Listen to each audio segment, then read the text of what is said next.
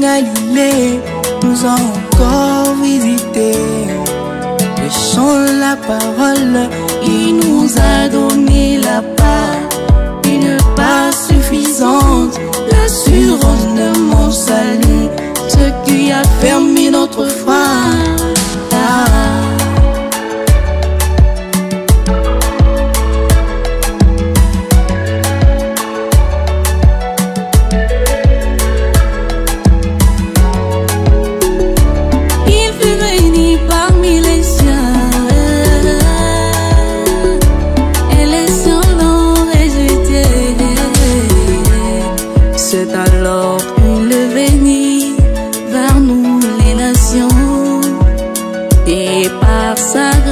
Il a fait de nous son épouse.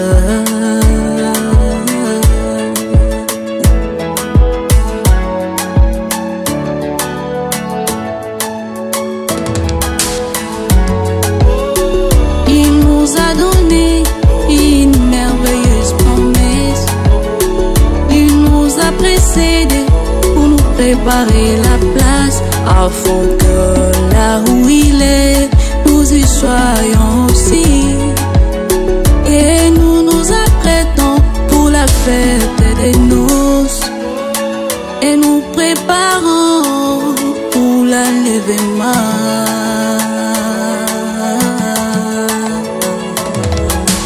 Son festin est prêt, il t'appelle la famille.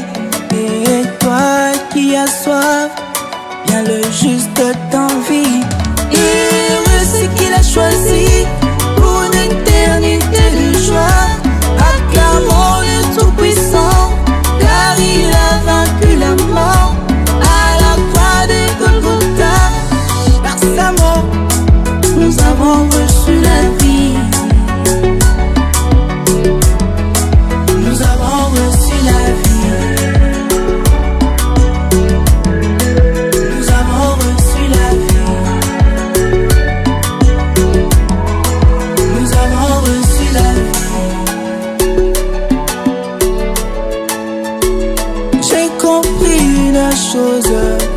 Jésus-Christ est Dieu. Dans ces temps de la fin, Jésus-Christ est Dieu. Le Saint-Esprit dans nos âmes, Jésus-Christ est Dieu. J'ai compris une chose, Jésus-Christ est Dieu. Dans ces temps de la fin, Jésus-Christ est Dieu. Le Saint-Esprit dans nos âmes,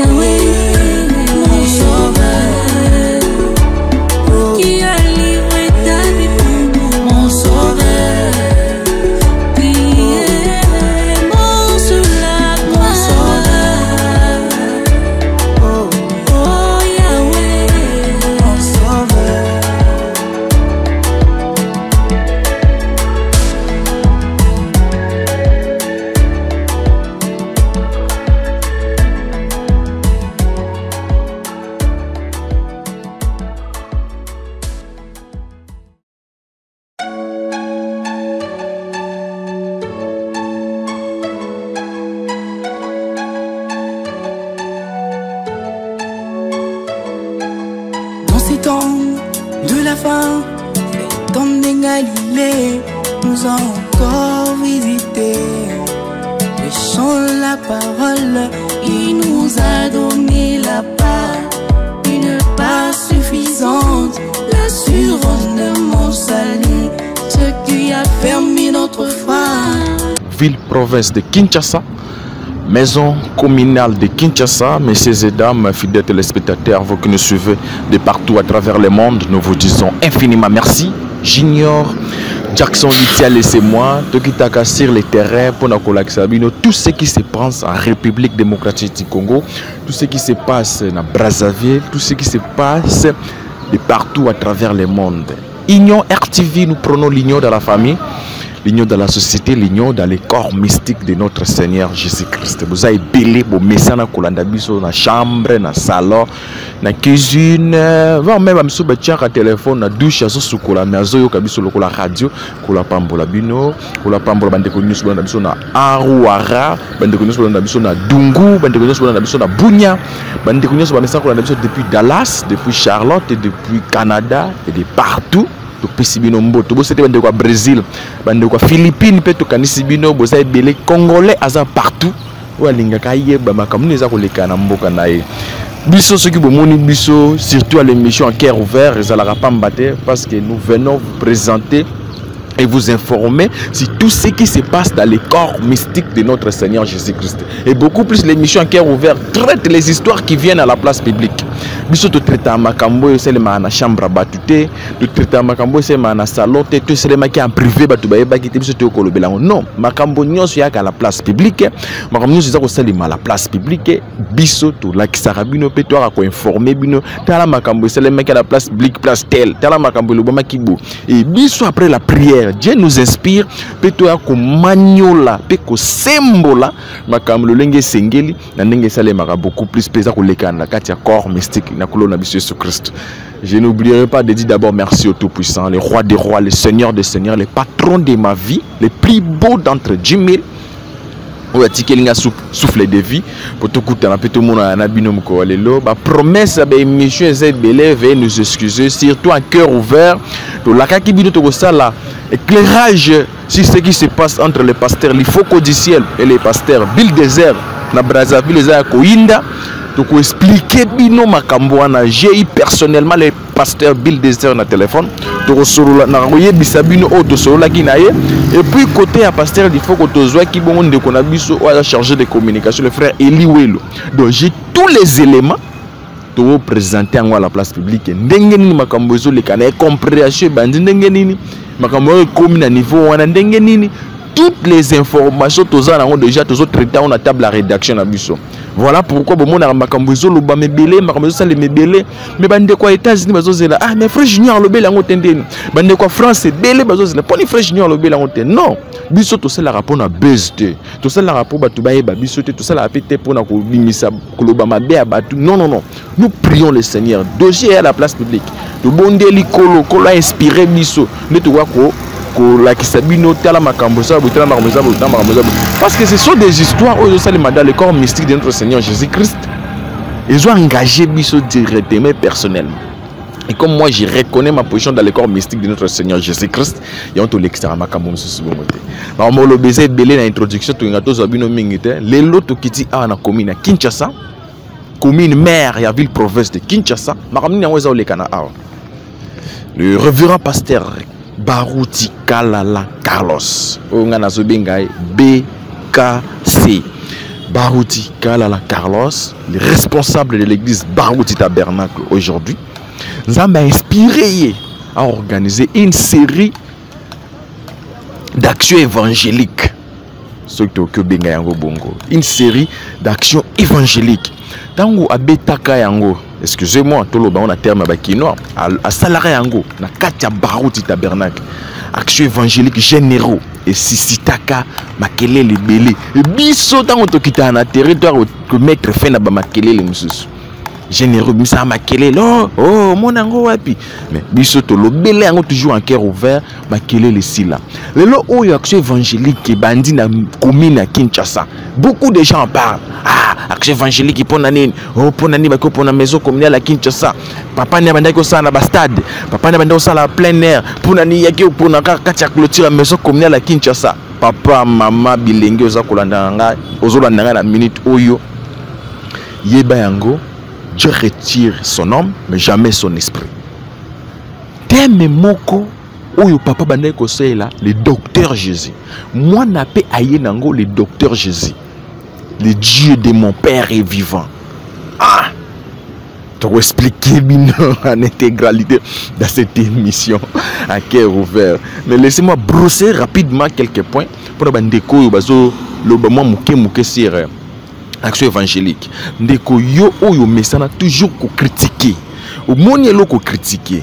biso to critique kate biso to ko informer bino ko talisa bino ko sembola makambu bisike zoyoka na bien te bisike zo mona na moi bien te de biso to ko sembola to ndenge moko na bandeko ba critique kate to ndenge moko na bandeko ba sala ba luka buzz te to na ndenge moko na bato ba loba mabe ya batute. Nous disons que la vérité parce que nous engageons notre corps, notre esprit et mon âme. Écoute, je reconnais ma position dans le corps et je serai redevable dans ma camion sur nos salles. Mais moi je serai redevable dans ma camion sur nos salles. Je vais expliquer en moké. Bandeko bazolo be belé, bazo critiquer belé. Le pasteur Carlos Barouti Kalala, Nabengaye BKC Barouti Kalala Carlos. Nous avons inspiré le pasteur responsable à Barouti Tabernacle qui a ça là une action évangélique, tournée à action évangélique. Il y a une juridiction nyoso.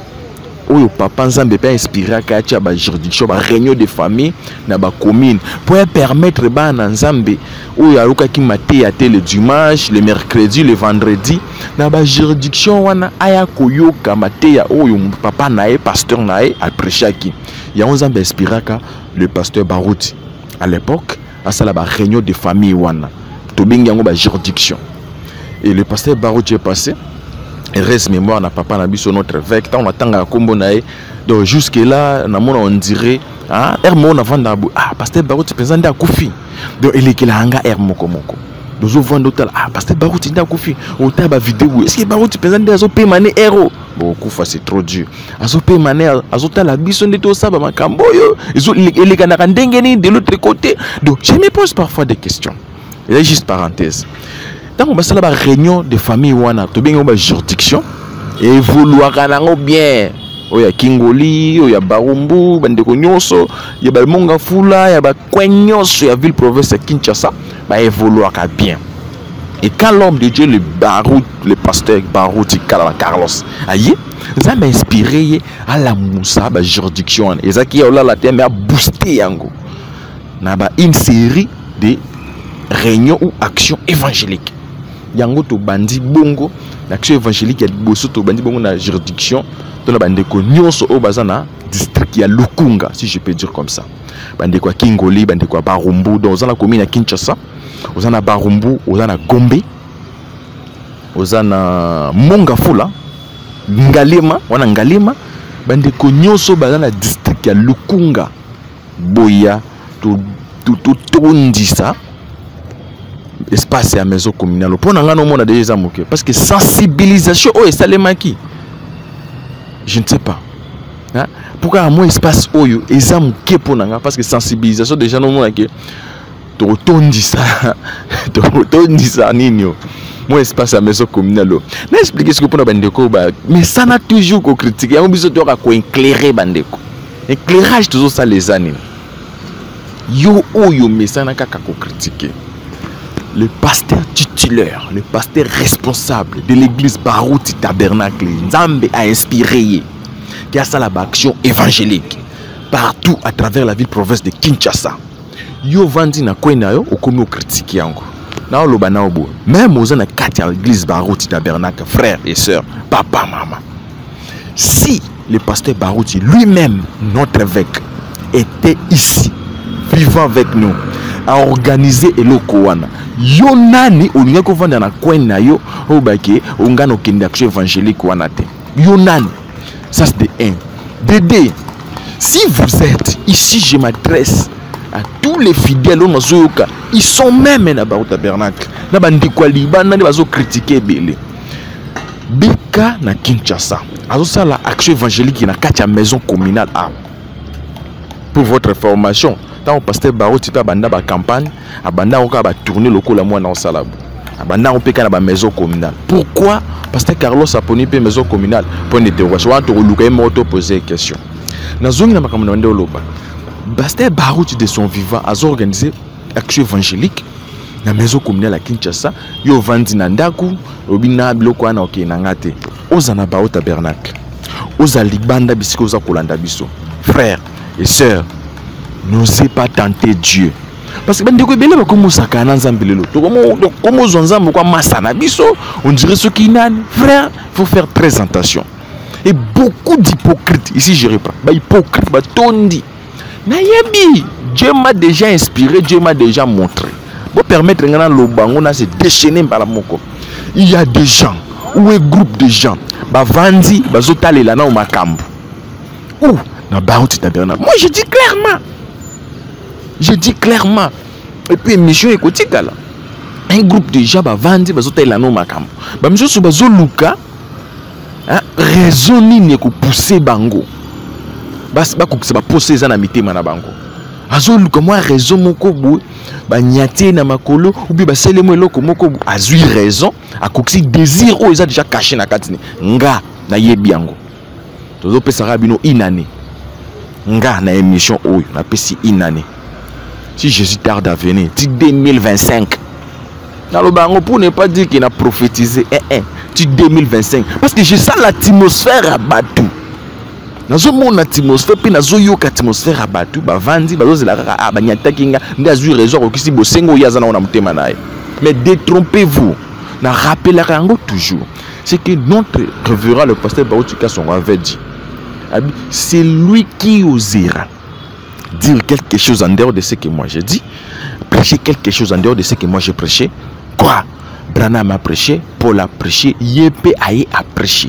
Yo oye, o tikalina ye, yake, moi na zu place, yo vandina mwana, osama ba sambla que ozana mwana, ti omoni moment donné au bima, ou kukuta na nzamba baout. Dieu de baout va vous frapper. Na zolo bango clairement. C'est l'unique pasteur où avant Koufa, depuis que la RDC, à la Kabiso que Moussala n'a que ça n'a moukilo et Sili. Papa, vous êtes là, vous êtes des anciens comme moi. Quel est cet ancien ou bien quel est ce prédicateur dans la dénominationnel ou dans les messages où à la Kabiso déjà bon que Moussala n'a que ça n'a moukilo et Sili. Parce que Moutobo Moudio Sakanaï. On va on a pensé à la parce que aux anakati option si vous quittez cela, je vous dis la vérité, on est l'autre côté. Je vous dis la vérité, franchement. N'habitez le open osez quitter ce que les barouti, le pasteur Baroutika sont watiki. Au monde est l'autre côté na vie na yo. Ce qui tire les lots, aux anamoktion wana, aux otambola, bisikagno, aux prier l'église, non assemblée sœur. Parce que vous en avez connecté nos options. Osez seulement dire des choses en dehors de ce que Barouti a prêché. Au coup de Barouti. Aroti capé. Ça c'est des dés. Bande ko belé ba se camoufler na ba hypocrisie na bango. Ngana lo ba vérité. Bande ko ba tamina hypocrisie na bango. Ah nini wana action évangélique wana okenangate. Tu es membre de l'église Barou Tabernacle. Mais le pasteur responsable à organiser action évangélique, on t'attend mon frère. Je ne sais pas ce que vous avez une église, par tabernacle. Ton assemblée, c'est vous l'année. Ici, je demande à tous les pasteurs de garder l'unité na bango, de garder ligne directrice na bango, l'église Barou Tabernacle. Ceci vous concerne. Que vous n'en côté. Aujourd'hui c'est samedi, vous avez une réunion, vous avez une audience. Si le pasteur Barouti casse son monde, soutenir. Mais comme il n'est pas là, nous avons besoin d'un pasteur nyonso. Au batika ina communion na Barouti Tabernacle. Na mon abino bisika o. Na mon abino nyonso. Qui parle? C'est moi qui parle. Tous les pasteurs. Que soit réseau à mon côté. Aujourd'hui c'est samedi. Na mon abino na ba place à liboso ba bongise libino kuna. Bo vanda wana. Ko vanda na ndakuté parce que les gens comme sous bande ko belé ba na expectative. Bazote ana est-ce que Carlos Sangwa kokoka? Est-ce que Carlos Nzamba papa na ya zape na ye? Et bien là bande ko bazo se poser la question wana. Hein? Et bon tokotala neti bandi bongo tokotala. Frère, ngana machaba monte, je vous dis la vérité. Le Dieu de Barouti et le Dieu de Carlos Barouti. Où il bino bozo luka na intention na bino nzamba ko lakisa bino. Bolonga abitu na bozo se poser wana. Ah tozolo bela action évangélique. Ndenge salema kana kati église Barou Tabernacle généraux biso tokitaka. Tokitana na terrain pour nous accompagner ba sai na nzambe nyonso. Place wande bande ko musu comprendre na biso te. Et puis biso to toujours équipe d'avance. à moins que ba chaîne mususu ba copier biso tant to kitara na terrain pour na ko like ça bino nde bozo mo na bilili makambo za ko salema ndenge nini awa na maison communale à Kinshasa. Les premières images ils a toujours na Union RTV avant nde makambo za ko salema pendant et après wana eza exclusivité na biso Union RTV. Ndenge ba chaise za ko salema ndenge ba ndeko bazo bongisa place ndenge ba travaux za ko salema na no podium silité ba biloko na nyonso biso nde to like sakabino. Je remercie aussi le Seigneur Jésus-Christ ndenge inspiré anga toujours na senga na ba église nyonso ba tia ba chargé de communication. Gloire à Dieu, aujourd'hui l'église est belle comme na ba chargé de communication. Bah comme une cellule de communication. Mais nous avons accès sur le parce que je vous donne cela gratuitement. Et ça peine à pasteur à ta mort d'abéing à l'obéta frère Junior merci hein. Le 10 c'était mon anniversaire. Anniversaire l'équipe Nazo Zela. Bah appel, bah message, bah cadeau, bah serviteur de Dieu. Ou biso to soutenir ka. Pour nani bino bo soutenir pe bisote. Nga nazo soutenir bino. Je mets mon corps, mon esprit, mon âme. Mon énergie, la chaîne est là pour vous soutenir tous les vrais serviteurs de Dieu. On zambaza kolaksa biso qui oanaza dalebo. Toujours soutenir bino. Toujours qui t'en intérêt kolaksa ne marambo sele man église na yo. Mais pour nani bino bo soutenir bisote. Hein? Pour nani bino bo soutenir bisote. Mes amis, mes chers papas, mes chères mamans, anniversaire na mois octobre mo bimbo eza anniversaire na nazana besoin ba soué na bino. Tozongina action évangélique au Salema awa na maison communale à Kinshasa. Bandeko bazan expectative bazo zela tout le monde ceux qui au Salema na ndenge nini ceux qui zambia azaka na azaki na papa azape na mwana. Et bien là bandeko bazako se poser ba question wana. Abiso tokotala ngava na zala 100% derrière pasteur Barouti kala la Carlos. Il faut na mona no ba miracle se produit. Il faut na sala nanobo. Yozo conditionner nzambe. Hein? Je ne sais pas. Ozo conditionner, ocha ba condition. Nzambe pona mona bo. Nebite. Il est serviteur de Dieu. Nzambe ebi lo lengeni naza ko sala nae. Mais yo tendo ko condi, ocha ba condition olobake nga pona mona ifubu. Non frère, wana droit wana te. Nzambe ebi ndengeni naza ko utiliser, Nzambe ebi ndengeni naza ko inspirer, Nzambe ebi lo lengeni akosalela ye. O eza première sortie na ye to lo belango bongo à la place publique. Depuis que le pasteur Barouti est parti, depuis que le pasteur Barouti, Kalala, Carlos, Songana Sakobinga et BKC, Azur relève Barouti Tabernacle, première sortie, action évangélique, campagne d'évangélisation à la maison communale. Batunion, ce monde entier, ils osent là. Monde entier, ils osent là, et aux andengenim. Tout le monde ensemble, papa n'a qu'à moi. Oui, bozala, bozela, bon, mais pour la bande de Goza sur place na Kinshasa, Boya et Belé. Le bank si bino nyoso boya kotika ananda kote ko vanda te pour na réseau personnel on a tenté on a zaboye ngapino tela na musika tika bandeko bana musika batela na musika yoza na Kinshasa yaka atasuza na monga fula atasuza na ntele atasuko za wapi sokeza laki Barouti kasonye mokonga olinga ko yate okoloba na bongo papa azaki ndenge musubo mwana pe azandenge mona papa bandeko bele bazozila ba mona bikama wana au première sortie nae beaucoup de monde ensemble qui manifester. Et après, de beaucoup jusqu'à ma position. Mais pour la bande de combat, qu'est-ce que c'est na mutu? Bon, c'est la carabane taillée pour que ça puisse ça monter manae. Frère Nzamba osungayo. Nzamba osungayo frère. Na lobino bien Nzamba osungayo. Nazo sentir yango. Ils ont bande de belé bana ba plan B na mutu. Na mona naza pusana mo bilungi ba pasteur nyonso d'abord. Na pusana mo bilungi ba frère nyonso aw. Na pusana mo bilungi ba sœur nyonso aw. Na kati ya maison communale. Na mona bino buvanda kana kwa ko beta ba masolo. Ezana ba mama bazotonga. Je sais pas ba mama bazotonga. Basa ina Nzambe. Ezabile kilimabe. Ba papa ko tuna parlo pas bazotonga. Basa ina Nzambe. Ezabile kilimabe. Frère nangai. Et ça occasion et pesa million yaka awa ma maison communale ozo lobiko ya nzoto pe ya molimo na yo kotika na nda kote kovanda pete otala na musika est-ce que makambo ko za ndenge nini est-ce que Nzambe azala na papa ni apia ozana mwana na donc bato mo na Nzambe comme on dirait son Nzambe utilisé puissamment junior litale junior ake Nzambe wana pe ake na junior non je suis l'unique et la première personne dans le Bayango Lelo. Parce que au début, tu banda obanga kolobama musu, tu banda ko bomba. Surtout banda lobama kamusu. Je suis l'unique et la première personne dans le monde du message de faire ce genre des émissions. Et ça les maté, ngana ebité. Un cœur ouvert, makambo salemi, batu batiki, et lobami pété. Mais ba mona mutu moko une émission à éclairer opinion tellement makambo ça boye yo yebisa so mona wapi. Et ça est manante. De Jesse à chaque âge, à chaque époque, à Kobimisa Moutoubo, et pour ça, la Moussalabo, de Moussalabi Sotosala Kayangwana dans le corps mystique de notre Seigneur Jésus-Christ. Marambolo Bézé Belé, c'est juste extrait, bon, on a les premières images à la maison communale à Kinshasa, Néni Makamoza Salema Awa, Bisotoza Awa pour nous soutenir. Vous avez une habitude, hein? Vous avez une habitude. Comme nous sommes là, nous accompagnons tous les serviteurs de Dieu. Tant nous avons organisé réunion de réveil, nous avons organisé campagne d'évangélisation. Il faut d'abord retenir la première équipe qui est dans le terrain. Bengabiso, tout qui est dans le terrain, tout qui nous respecte. Qui ne non. Première équipe, Union RTV, Junior Litalo, qui est dans le terrain, inspecter, préparer le terrain, d'aller, côté communication, côté audiovisuel, mais en faisant des mouvements, tout ça, l'IP makelele.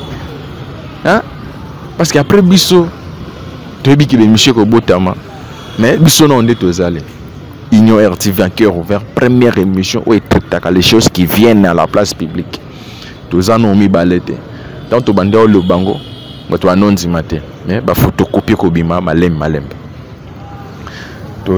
moi quelques interventions to moi honorable awa to me ka poso na honorable to e bandenge nini makamuza ko salema awa bande ko balala ki awa bande waza ko continuer ko sala musala et puis tozo continuer à tout de suite que Dieu bénisse honorable bénisse richement bien aimé.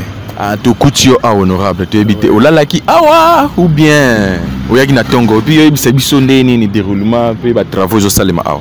Bon, en fait kola la lokola kotia motu sur place awa to salibongote mais molimo bon moto esprit na bisonyo sezali awa donc to lali na esprit ya awa. Donc yomoko zomo na activités zali ko salema c'est parce que nous voulons dire aux gens que Dieu n'est pas mort. Parce que ce que William Aro Branham a toujours dit, c'est la parole de Dieu qui est ainsi dit le Seigneur. Dieu a toujours dit, lorsque Dieu retire son homme, il ne retire pas son esprit. Voilà pourquoi l'esprit de gagner les âmes est encore sur la terre. Et Dieu se sert de ses serviteurs pour se manifester. Et nous avons vu ce désir d'aller à la recherche des âmes perdues s'est manifesté au travers de son serviteur Baruti Kalala Carlos qui a dit Dieu de mon père m'a dit de faire le tour de la ville. Alors je vais commencer par Kingoli et Barumbo. D'où les lois kozala mukolomo comme munene peli pati kozala munene na lola parce que les âmes vont se convertir en Christ. Moi question mon pour te clôturer na to se bande comme ça bande ko belé bazan na hésitation abi est-ce que nzambe baruti wana ya papa azapeka ya mwana ba misu bavandi na coin na bazan expectative bazo zelande na musika ulu bana bande ko nini ngo bazo tela non bazan na hésitation belé abi est-ce que ulu bana bangoni honorable na lobi bande ko bomi tungisa te. Dieu n'est pas lié à un homme mais Dieu est lié à sa parole. Très bien. Il a dit à ses serviteurs, allez partout, faire des disciples, donc son peuple. C'est Dieu qui guérit, c'est Dieu qui agit. Ne soyez pas hésitants, bouya. Vous allez voir que le Dieu de Baruti n'est pas mort. Le Dieu de mon père, vous allez le voir. Le Dieu de mon père. Que je vais là-bas parce que le Dieu de mon père agira. Organiser les années pour préparer déjà la place à rebaptiser tout ça. Oui oui. Toki soki otali na musika kuna ozomona des baptistères ya minene ezali wana donc le service est complet. Nous sommes vraiment au complet. Alors bato ba hésiter l'installation sanitaire tout est OK et ainsi de suite. Sécurité, côté sécurité, non. Babangate. Les gens se sont déjà déployés. Puis campement, ils allaient parfait. Bato Babangate, il n'y aura pas un téléphone qui vous sera piqué, même pas un accident, non, tout est au contrôle. Merci. Le Dieu de mon père est vivant. Le Dieu de mon père. Merci honorable. Merci beaucoup. Shalom Ndeko. Shalom Ndeko Nangai, frère Junior Litiali. Boni Ndeko. Qui m'aime vraiment na kombo na Yesu Christ. Ndeko tu as na maison communale na tongo tongo. Yebisa biso lo oniza. Eh, yo yebite. Tuzana mama ya événement babinga ka événement les événements tout. Mais l'équipe événement tout. L'équipe événement tout. Faut ba sala ka ba parti politique ba s'organiser ka ba to ya ka ebeli. Mais oyo ne ba komona nzambe en personne. Vous bénissez Shimon. Frère, yebisa no biso yo zaki makambo ile kana ndeni. Oui, Makambo, d'abord, Oxio est à la comprendre. Jamais communiqué quoi. Et le Dieu de Barout est en rendez-vous. C'est ça qui m'a étonné. Mbouleye et Betty, tant aussi et Betty, tant Mbouleye Katani. Il y a quelqu'un pour que police ça. Donc, vous les bêtes pour nous purifier. Donc, en tout cas, je manque même de mots. Je manque même de mots. Lorsqu'on invitait les gens à venir, presque tous les païens, dès qu'ils attendent que le pasteur Barout, dès qu'ils attendent Barout, mais ton moni carnaval de Selema Makasi, ma jeune bazaki tellement mobilisé. C'est Crézanini. On a bilingue au tabernacle, un mouvement Makasi, ce qui est un action évangélique. Mais nous tout beaucoup na terre. C'est Crézanini. C'est l'option. Très bientôt ils vont partir. Alors vers la fin, Dieu prépare son épouse et tout celui qui est dans le corps de l'épouse, c'est son concerné. Et tout celui qui est concerné doit être donc mouvementé. Parce que très bientôt ils vont partir. C'est une manière de se préparer pour le voyage. Tout celui qui sait qu'il part, il sera levé, il doit se préparer exactement. Yo sommes la journée les Canadiens et ça la neni c'est loyo. Est-ce que parce que bande ba zo mituna ba mituna. Est-ce que nzamba baruti ya zapena mona na ye? Est-ce que bande bazana expectative ba msuba banda musika ba jimele ga biso to okendete. Je vais vous poser une question. Est-ce que dans l'histoire du pasteur Barouti, tu as un jour attendu que le Dieu du pasteur Barouti a raté? Tu as un jour attendu que le Dieu du pasteur Barouti a raté? Et attends, écoute. Ce qui a quitté à Salakaka, ce qui te benguié depuis l'époque de notre pasteur Baoutika Songo. Dès qu'on l'évoque, il descend. Parce que Baoutika est parti, mais ce n'est pas son Dieu qui est parti. Le même Dieu là est avec nous. Et je suis sûr que dès qu'on va l'évoquer aujourd'hui, les aveugles vont voir, les boîtiers vont marcher. Et nous appelons les gens à comprendre que ça dépend de votre foi. Si vous croyez sincèrement, il est le même Jésus ce soir. Le Dieu de mon Père est vivant. Jeune, qui soit toujours dans la même atmosphère, qui soit là en train de chercher les âmes. Notre récompense c'est au ciel de votre travail pour le Seigneur. Merci beaucoup frère. Namonio zo samsa mingi na tikela no ndeko. Yo posa na katia mululu awa. Comment bino juridiction ya Kinkoli, bandeko ya district ya Lukunga si je peux dire comme ça. Où est les événements en balamoko ezaki nini papa? On peut passer avec nous, on a ni nous soutient pour Kingoli, puis Kingoli mobilisé. Vraiment, Eza il kamba komi tunate, il kamba Eza il kamba révélation. Très bien. Tant que Zamba a sala kalikambo nae, a sala kala n'importe qui te a révélé. C'est que vous allez à malamundi à révélation. Parce que vous va apprendre quelque chose, mais si vous avez révélé, c'est alors que malgré na quantité. Mais vous avez révélé. Tant que vous manifestez, bah tout le monde a dit non oui ou tout le monde a dit à solo. Mais biso ba gêne est aussi mauvais parce que lobby ils allaient biso ba gêne. Ce qui tous allaient na molimo sans tout pour que tout ça la makambo. Lobby na biso vous allez nini. Bon tu veux lobby parce qu'il y a bientôt puis aller venir à Goya. Peut-être le lobby auto. Le lobby de comme ça peut OK. Mais na tant on sait zali, tant on sait kitaka. Même n'est pas corner. Tant ba que tant Pierre kana ko péché. Ba doit comme même ba pa ba ont tout ils ont reçu le Saint-Esprit. Ne mo pe ko salima. Oh bagobe ate wana baprana mse kumate ate na kwekuna bli yoka ngai kuna akoya bana musika pe azoyoka na boy ko ya mema to za pula koyoka akoya pe a tango to sengi batu ba ibeli bakomona nzambe wana l'idée de mon père so tango na chronique 28 verset 9 nzambe alo bana Samuel na Salomon alobi et toi Salomon mon fils connais l'idée de ton père et sera l'un d'un cœur dévoué et d'une âme bien disposée, car l'Éternel sonde tous les cœurs et pénètre tous les desseins à toutes les pensées. Si tu les cherches, il se laissera trouver par toi, mais si tu l'abandonnes, il te rejettera pour toujours. Donc le pasteur Barouti, Carlos Kalala, à ces références versées. Il sert les dés de ton père. Donc ça m'a bêté. Et ça m'a bêté. Et ça biblique. Comment tu vas retourner? Oh, n'était monsieur Bimiwana, les dés de mon père, c'est biblique. C'est biblique. C'est-à-dire, il marche sur le pas de révérend Barouti Kassom. Il y a un de mes bisous que tant qu'on a pas en agouti kaité. Il y a un peu à agouti kaité pas na te angondi aye suko la kisende bango. Voilà, merci beaucoup monsieur Jasuka. Bon monsieur Jasuka zali ka keno mbula bato abele ko mbule ko beta oh mbula bénédiction. Bana lipambole yende kolongola tout ce qu'il avait planifié. Çaalité à ma belle. Oh tout ça qui va ça qui tout a butu pas isukoli ango na 6e bango e 4 c'est amote ki il y a une grande bénédiction. Bato baya tokolobate. Malubande lubalesika biso. Merci vraiment pour la pambolone de Junior. Merci beaucoup Ndeko.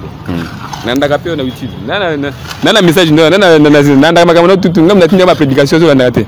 Ya solo Ndeko. Bon ma prédication ba tinga la qui chaque jour ngai. En tout cas merci beaucoup Ndeko kola pambola. Amen. Kola pambola Ndeko. Amen la pambola bien. Kombo nani Ndeko? Ndeko Henri à juridiction Barumbu. Tomoni Barumbu na Kingoli. Ah, mariage à l'élo, Zanine, secret Zanine. Ah, l'élo, nous avons visité Bisso, les deux juridictions à Kingolé na Barumbu. La commune est belée. Bisso monte mituni pourquoi pasteur a bandit dans deux communes jumelles.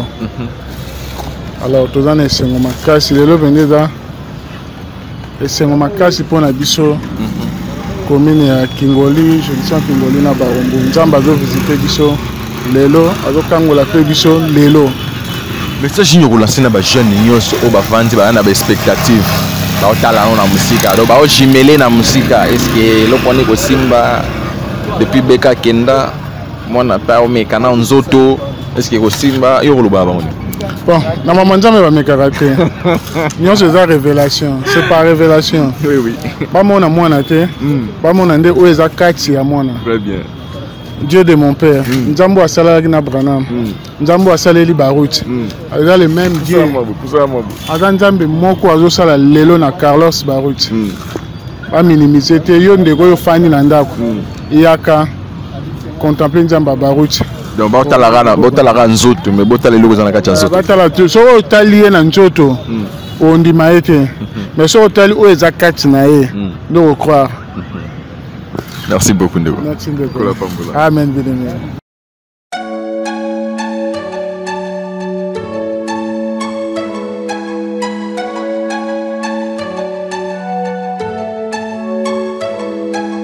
Dans ces temps de la fin, les temps d'Galilée nous a encore visité. Prêchons la parole, il nous a donné la part. Une part suffisante, l'assurance de mon salut, ce qui a fermé notre foi.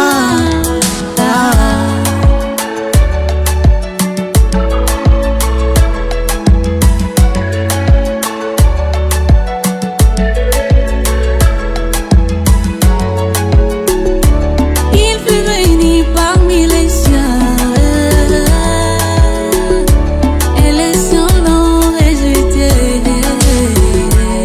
C'est alors qu'il est venu vers nous les nations. Et par sa grâce, il a fait de nous son épouse.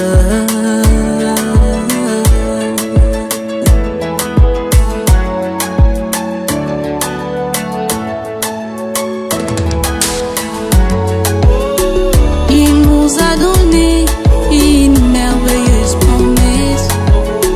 Il nous a précédés pour nous préparer la place, afin que là où il est, nous y soyons aussi. Et nous nous apprêtons pour la fête des noces, et nous préparons pour l'enlèvement.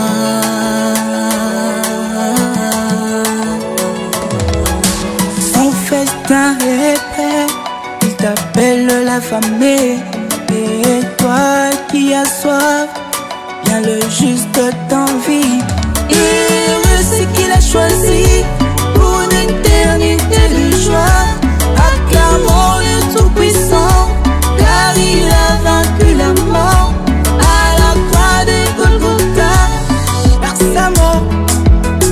avons reçu la vie.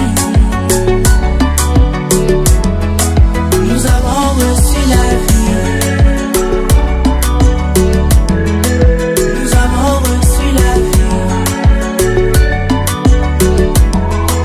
Nous avons reçu la vie.